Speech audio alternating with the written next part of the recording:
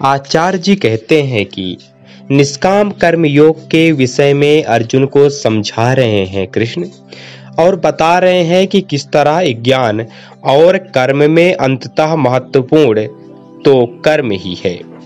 और कर्म यदि किसी ने साध लिया निष्कामता के साथ तो ज्ञान तो साथ ही साथ चलाता है, क्योंकि बिना आत्मज्ञान के निष्कामता हो ही नहीं सकती।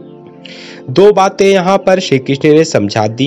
पहला, ज्ञान और कर्म अलग अलग नहीं है।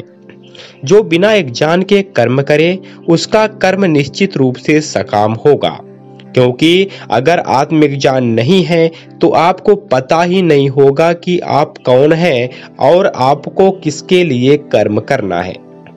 जब आप नहीं जानते कि आपको किसके लिए कर्म करना है तो आप अनिवार्यतः बस अपनी कामनाओं की पूर्ति के लिए ही कर्म करते हो। कर्म तो सब जानवर वगैरह भी कर रहे हैं ना, कर्म तो सब अनाड़ी अज्ञानी लोग भी कर रहे हैं ना। वो नहीं जानते, उन्हें कोई आत्मज्ञान नहीं है, लेकिन कर्म तो सभी कर रहे हैं। तो वो सारा कर्म किसके लिए कर रहे हैं? फिर वो अपनी कामनाओं की पूर्ति के लिए कर रहे हैं। तो जब आत्मज्ञान नहीं होता तो कर्म हमेशा सकाम होता है, और वही सकाम कर्म धर्म के क्षेत्र में कर्मकांड के रूप में सामने आता है, जिसमें आप तमाम तरह की पूजा और यज्ञ और अनुष्ठान करते हो ताकि आपकी कामनाएं पूरी हो सके। आपके मंत्रों में भी अर्थ और भाव यही निहित होता है कि मैं तुमको फलानी सामग्री अर्पित कर रहा हूं, हे देव, लो मेरी इच्छाएं पूरी कर दो। ठीक है, तो व्यवहारिक तौर पर जो सकाम कर्म है वही धार्मिक क्षेत्र में कर्मकांड बन जाता है। इसलिए श्री कृष्ण बार बार कर्मकांड से भी बचने को कह रहे हैं अर्जुन को। अब निष्काम कर्म के लिए ही श्री कृष्ण एक दूसरा बड़ा रोचक और सुंदर नाम दे रहे हैं। वो क्या है? यज्ञ। निष्काम कर्म का ही दूसरा नाम है यज्ञ, कि जिसमें जो तुमसे ऊपर है उसको तुम आहुति दे रहे हो। तुम कह रहे हो जो मेरे पास है वो मेरे लिए नहीं होना चाहिए, जो मेरे पास है वो मुझसे आगे के किसी उद्देश्य को अर्पित होना चाहिए, जो मेरे पास है वो मुझसे बड़े किसी उद्देश्य को अर्पित होना चाहिए। इसे यज्ञ कहते हैं। उसी यज्ञ के बारे में 11वें श्लोक में क्या कह रहे हैं? श्री कृष्ण कह रहे हैं कि यज्ञ से देवताओं को आगे बढ़ाओ, मतलब अपने भीतर के देवत्व को आगे बढ़ाओ, तो वो दैवत्व तुम्हारी उन्नति करेंगे। तुम जब यज्ञ करते हो, देखिए कितनी रोचक बात है, तुम जब यज्ञ करते हो तो तुम अपने भीतर के देवत्व को आगे बढ़ाते हो, और जब तुम्हारे भीतर का देवत्व आगे बढ़ता है तो वो तुमको आगे बढ़ाता है। इस तरह परस्पर आपस में उन्नति करते हुए तुम परम श्रेय प्राप्त करते हो। ये क्या बात है? बात यह है कि आपके भीतर आपके ही मन के दो खंड होते हैं।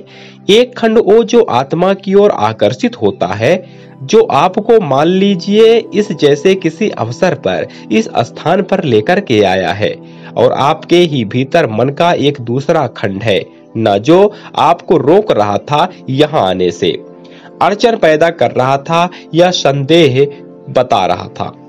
ऐसा हुआ था कि नहीं? तो मन के दो खंड हैं भीतर, एक जो आत्मा की ओर झुक रहा है और एक जो भौतिकता की ओर, संदेह की ओर, संसार की ओर झुका हुआ है।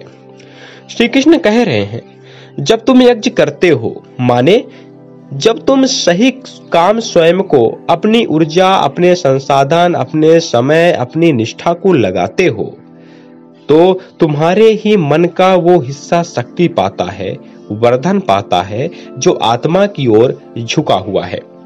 निष्काम कर्म करके तुम अपने भीतर की सच्चाई को पोषित कर देते हो, ताकतवर बना देते हो, बढ़ा देते हो, और जब तुम्हारे भीतर की सच्चाई बढ़ जाती है तो वो तुमको बढ़ा देती है। जब तुमको बढ़ा देती है तो तुम और ज्यादा अपने आप को सशक्त पाते हो सच्चाई के ही पक्ष में निर्णय करने के लिए। तो इस तरह से एक सुंदर चक्र निर्मित हो जाता है। तुम अपने भीतर की सच्चाई को लगातार बढ़ाते जाते हो, बढ़ा रहे हो, और जब वो बढ़ती है तो वो तुम्हारी जिंदगी को बढ़ा देती है। श्री कृष्ण कह रहे हैं, इस तरह परस्पर एक दूसरे को बढ़ाते हुए तुम परम कल्याण तक भी पहुंच जाते हो। हाथ को घुमाते हुए ऐसे ऐसे स्पाइरल ऐसे घुमाते घुमाते तुमको उसको बढ़ाया, उसने तुमको बढ़ाया, और कुल मिलाकर के दोनों बढ़ते जा रहे हैं। अंततः दोनों आकाशलीन हो गए, दोनों अंततः उच्चतम अवस्था को प्राप्त हो गए। ये जीवन जीने का ही सूत्र बता दिया यहाँ कृष्ण ने। तुम तय करो कि तुम्हें अपना निर्माण किस तरह से करना है। तुम्हारे भीतर जो दो पक्ष हैं, ये तुम तय करोगे कि उसमें से किस पक्ष को तुमको प्रबलता देनी है, कोई और नहीं है। जीवन यज्ञ सा रखोगे तो तुम्हारे भीतर जो सच्चा है, सुंदर है, तुम उसको बढ़ाते चलोगे। और जीवन को अगर कामनाओं की पूर्ति में लगा दोगे तो तुम्हारे भीतर जो घटिया है, कुरूप है, बेढंगा है, तुम उसकी वृद्धि करते चलोगे। जीवन इसलिए नहीं है कि तुम्हारे भीतर जो कचरा है तुम उसको और बढ़ा दो।